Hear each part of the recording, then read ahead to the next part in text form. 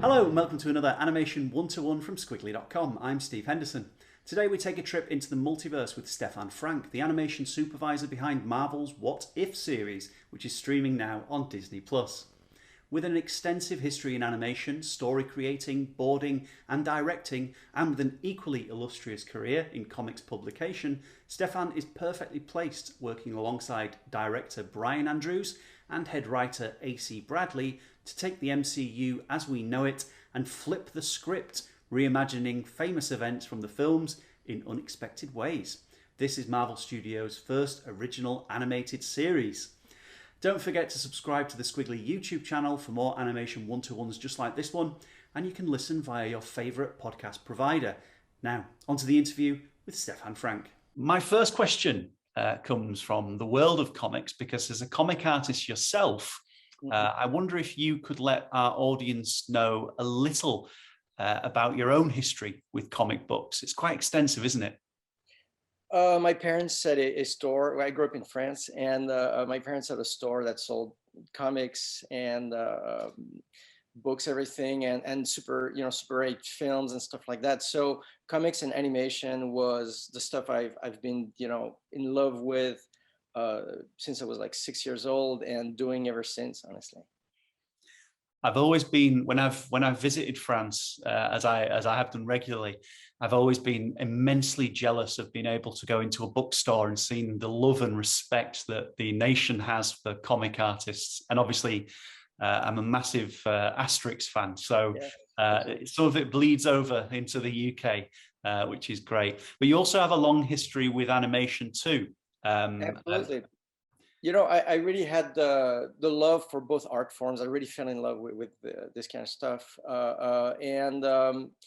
Because to me, animation was the convergence of cinema and comics, which is all the things I loved. And so, which is why I was so excited to get a chance to work on What If, because it is the convergence of everything I love. It's literally the stuff I've been wanting to do since I was 6 years old, Fantastic. Well, I mean, what does Marvel and what do the characters mean to you personally? A lot, and that's what I think is wonderful about these characters, is that they stay with you throughout your life, and they take on different meanings. And you know what I mean? Like when I was a teenager, I was Spider-Man. When I was a dad, I was a different character. It's just like you go throughout your life, and there's so many deep and true to life point of views on the human experience. And that's what this is really about. And of course, we tell it in the funnest way possible, with stuff that will blow your mind, just because the spectacle and the fun and the imagination of it is just incredible. But at the heart, it's like the thread of that human experience, and the choices you have to make in different situations.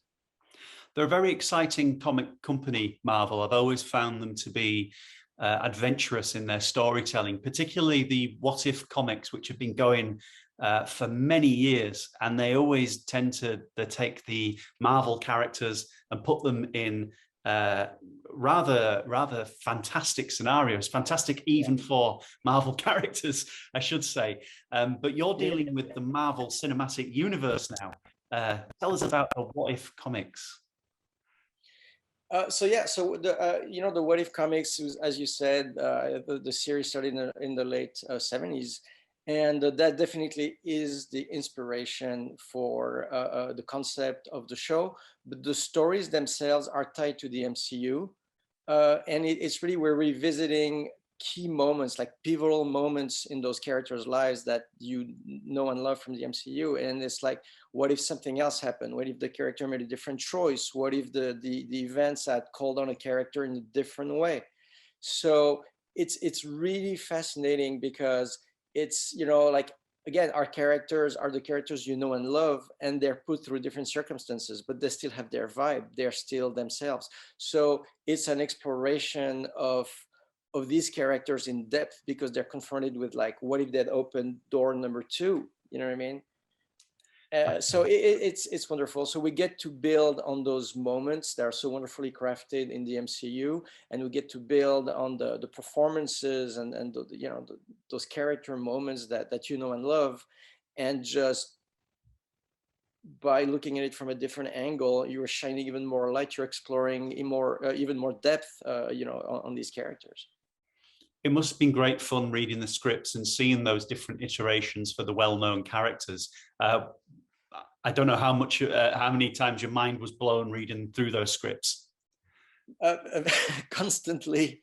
I will tell you, like many times, even like in production, after a month into it, after deep into the making of sometimes an episode, and I would rewatch a section just for work reasons. Somebody say, ask me a question, they needed to go check on something, and would start watching, and they would go like, so what's the answer? I was like, what? I completely forgot where I was. I was just drawn, at the edge of my seat, just back into the story, completely forgetting why I was watching this. So it's the stories are super compelling, and I think they are super compelling because they really combine a huge level of imagination and excitement.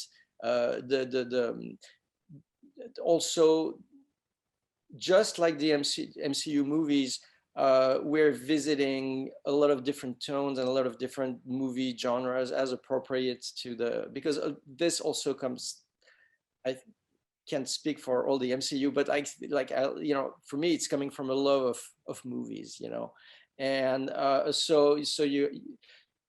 so you have all that excitement, and again, you're drawn into these characters' dilemmas and choices that they have to make, and having to respond to situations that are not the one that they have responded before.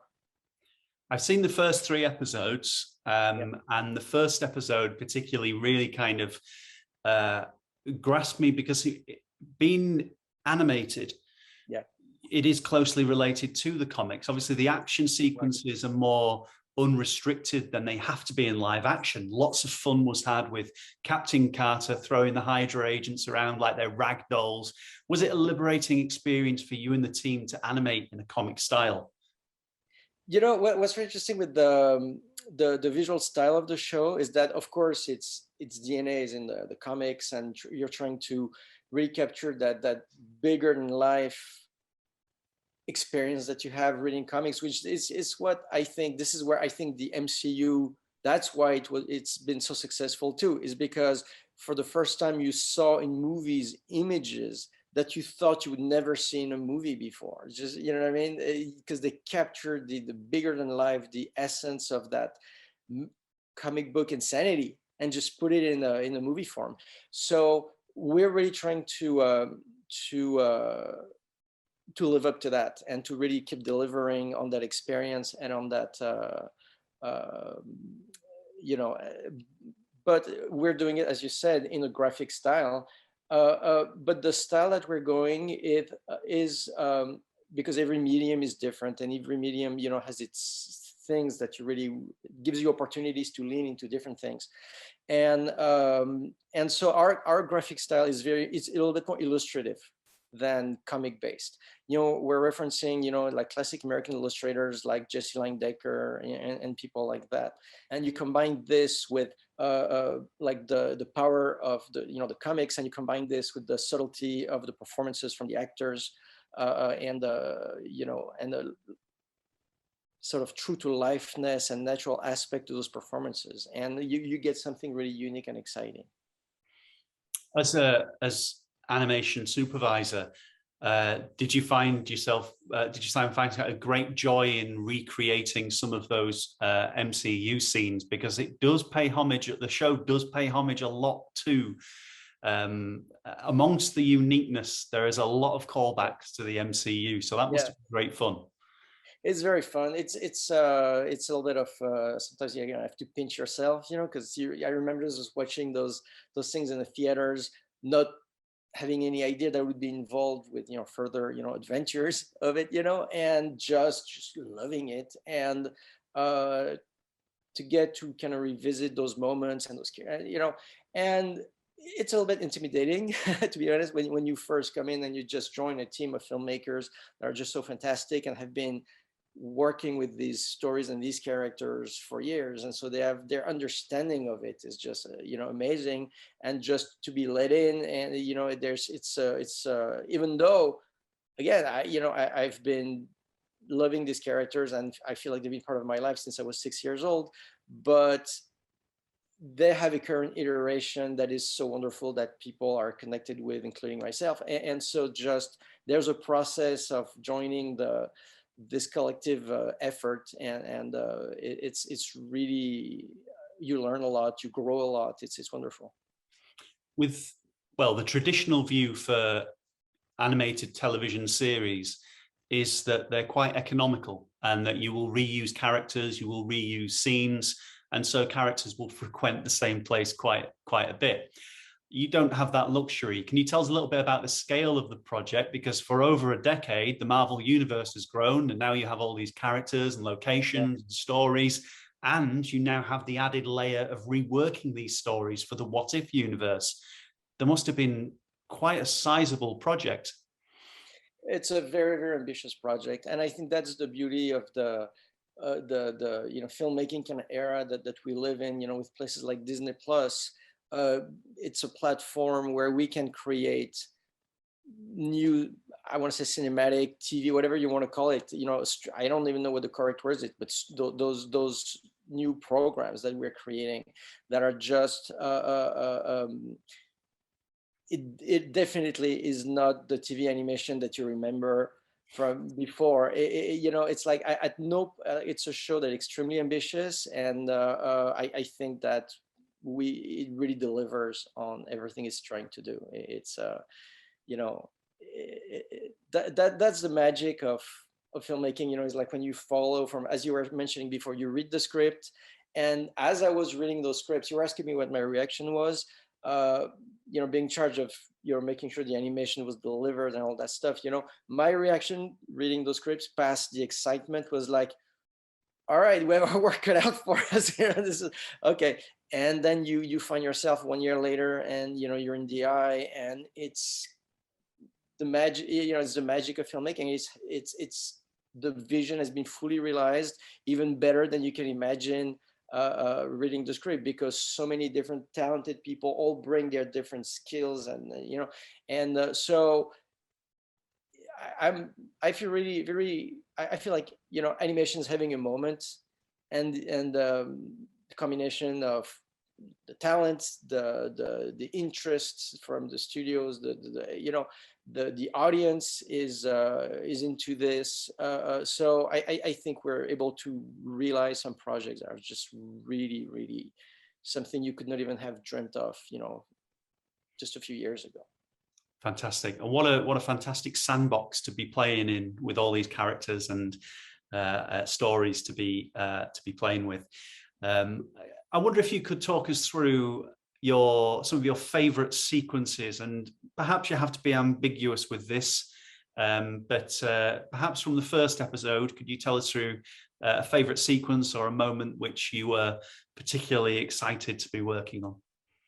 Yeah, I mean, you're right. Yeah, I have to be very careful because I don't want to spoil the fans, fun, because there's so much of this shows about disclosure and mysteries being revealed, or unexpected things happening. So I really don't want to step on any of that stuff.